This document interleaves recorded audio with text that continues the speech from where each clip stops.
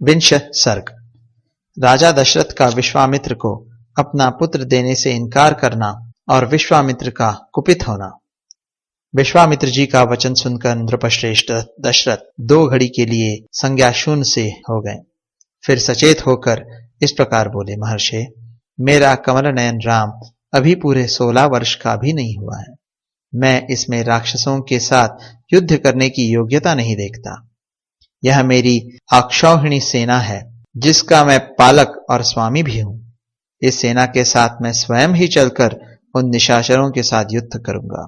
हे मेरे शूरवीर सैनिक, जो अस्त्र विद्या में कुशल और पराक्रमी हैं, राक्षसों के साथ जूझने की योग्यता रखते हैं, अतः इन्हें भी ले जाइए। राम को ले जाना उचित नहीं होगा।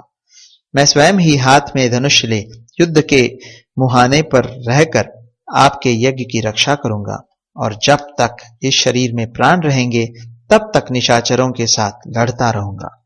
मेरे द्वारा सुरक्षित होकर आपका नियमानुष्ठान बिना किसी विघ्न बाधा के पूर्ण होगा, अतः मैं ही वहां आपके साथ चलूंगा। आप राम को न ले जाइए। मेरा राम अभी बालक है, इसने अभी तक युद्ध की विद्या ही नहीं सीखी है।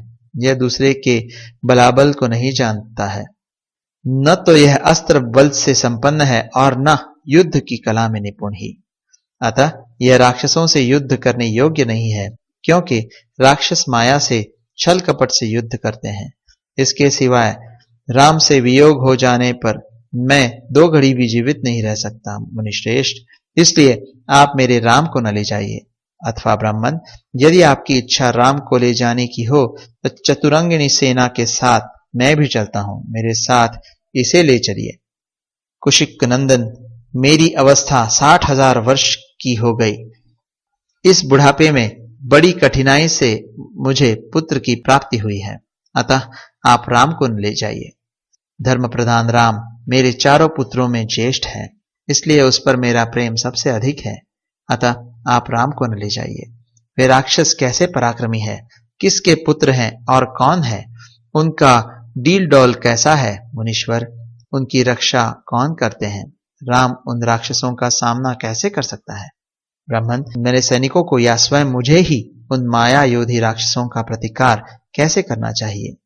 भगवान, ये सारी बातें आप मुझे बताइए। उन दुष्टों के साथ युद्ध में मुझे कैसे खड़ा होना चाहिए, क्योंकि राक्षस बड़े बलाभिमानी होते हैं।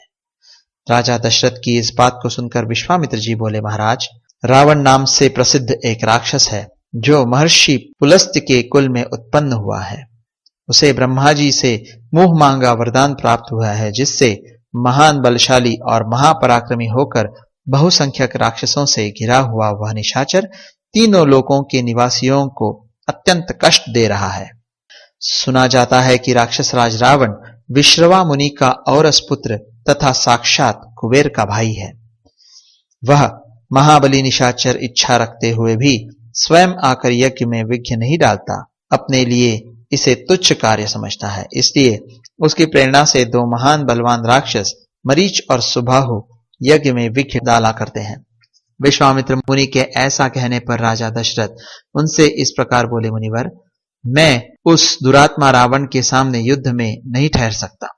धर्मज्ञ महर्षि, आप मेरे पुत्र पर तथा मुझ मंदभागी दशरथ पर भी कृपा कीजिए, क्योंकि आप मेरे देवता तथा गुरु हैं।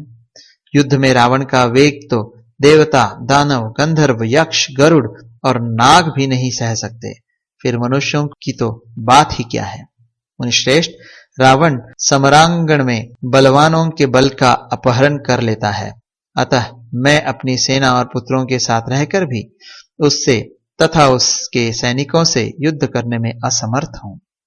ब्राह्मण, यह मेरा देवोपम पुत्र युद्ध की कला से सर्वथा अनभिज्ञ है।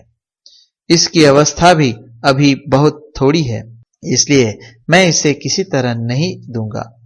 मरीच और सुबाहु सुप्रसिद्ध दैत्य सुंद और उपसंद के सुंद के पुत्र है। वे दोनों युद्ध में यमराज के समान हैं। यदि वे ही आपके यज्ञ में विघ्न डालने वाले हैं, तो मैं उनका सामना करने के लिए अपने पुत्र नहीं दूंगा, क्योंकि वे दोनों प्रबल पराक्रमी और युद्ध विषयक उत्तम शिक्षा से संपन्न हैं। मैं उन दोनों में से किसी एक के साथ युद्ध करने के लिए अपने सहृदयों के साथ चलूंगा, अन्यथा यदि आप मुझे न ले जाना चाहें तो मैं भाई बंधुओं सहित आपसे अनुनय विनय करूंगा कि आप राम को छोड़ दें। राजा दशरथ के ऐसे वचन सुनकर विप्रवर कुशिक नंदन विश्वामित्र के मन में महान क्रोध का आवेश हो आया। जैसे यज्ञशाला में अग्नि को भली भांति आहुति देकर घी की धारा से अभिषिक्त कर दिया जाए और वह प्रज्वलित हो उठे, उसी तरह अग्नितुल्य तेजस्वी महर्षि विश्वामित्र भी क्रोध से जल उठे। इस प्रकार श्री वाल्मीकि निर्मित हर्ष रामायण आदि काव्य के बालकांड में 20वां सर्ग पूरा हुआ।